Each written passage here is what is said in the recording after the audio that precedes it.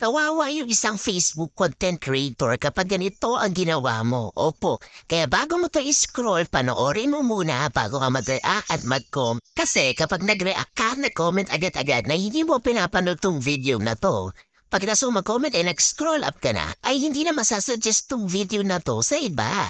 Kaya naman, bababa ang views ng video. Kawawa yung content creator na nag-effort na mag-save ng content, diba? Tapos, hindi rin to masasuggest sa ibang interesado talaga. Magtataka nga naman kasi si Mameta na kung nag-react at nag-comment ka sa isang video, hindi mo pa nga napapanood.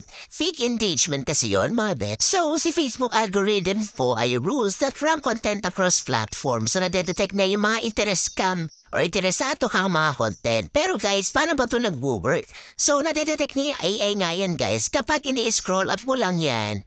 Or kaya naman, nag-comment ka, nag-react ka na hindi mo pa nga napapanood. So kapag nag-comment ka agad na hindi mo pa napapanood, ay malilimitahan na yung pagkalat itong video. Imbis na mapapanood pa to na ibang mga hindi pa follower.